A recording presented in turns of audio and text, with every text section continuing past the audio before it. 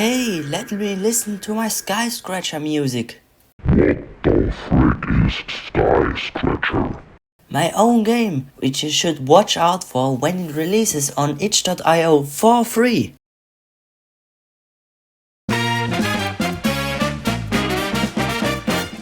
Ghostwire Tokyo is an open world magic shooter, I guess, with some horror elements mixed in there as well. It's made by Bethesda and I have never heard or seen it anywhere, but it was a free Epic Game Store game, so I gave it a shot. But it wasn't amazing. Let's get to the most annoying part first, so we can have some more positivity later. Why the heck is there no FOV slider? I get it should be a horror game, with a toggleable option for horror, but you are shooting, dashing, climbing, gliding and jumping around. So I got real motion sickness for the first time playing a game. Like what the heck, just add a slider like any other first person game. But playing in short bursts and with a little more distance from the monitor, I got through it well enough. But let's talk about the gameplay.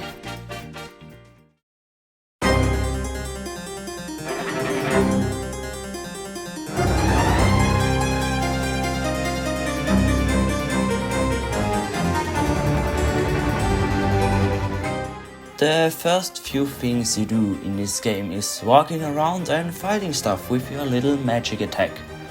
But you gain more attacks, like a burst attack and an explosion attack.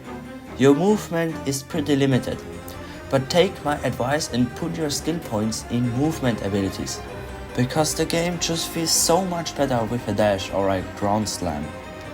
You also need this movement to get around the decently sized open world, where your main objectives are: do side missions or collect ghosts.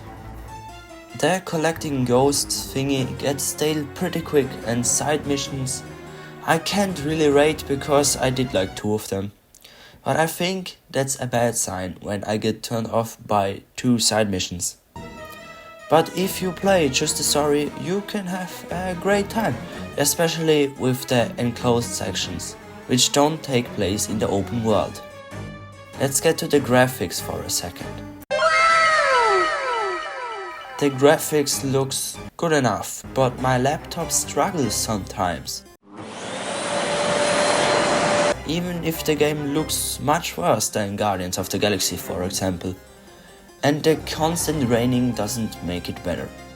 Okay, not every game has to have the best graphics to be good. Just look at games like Super Mario 64 or Banjo-Kazooie. What I don't like that every third rooftop in Ghostwire Tokyo looks the same. Seriously, it is so bad how much copy and paste there is in this game. Half of the open world looks the same, with a few landmarks within which look a bit different, I guess, and there is a forest area which is a little different. But let's get to the fighting.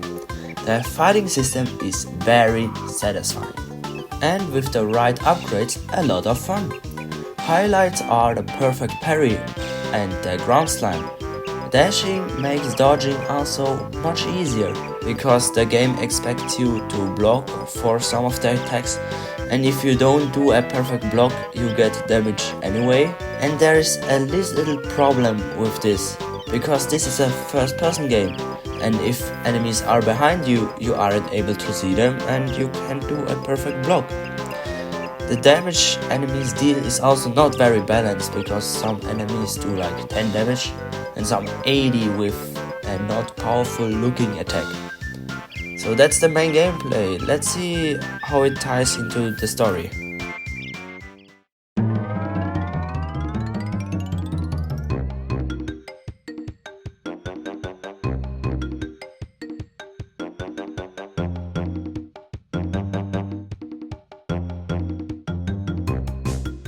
Watch out, here are some story spoilers. Basically, you follow this young man, whose name I have forgotten already, and you get into an accident with your motorbike.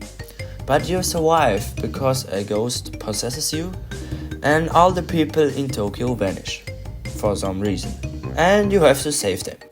And you also have to save your sister. You do that with the help of a girl and a ghost that possesses you, and you basically have to follow her and do some things with her. There is also this guy who just talks to you with a telephone and never in person. The story gameplay consists of walking to one of these doors, which clears some deadly fog, and then you go into a building or a subway to find or kill something. You do that for like 5 hours, and at last you build a motorbike to ride through the deadly fog and get to the Tokyo Tower, which looks like the Eiffel Tower, I guess. The thing is, you can't even ride the motorbike, it's just a cutscene, and this was a big missed opportunity. So the most fun you will be having is in the fighting system in this game, and everything else is kinda not so good. So if you got this game for free like I did, I will give it a try because you maybe like it a little more. But spending about $60 on this game is seriously not worth it at all. But I hope you liked this video a little more than I liked Ghostwire Tokyo, and leave a thumbs up. Bye bye.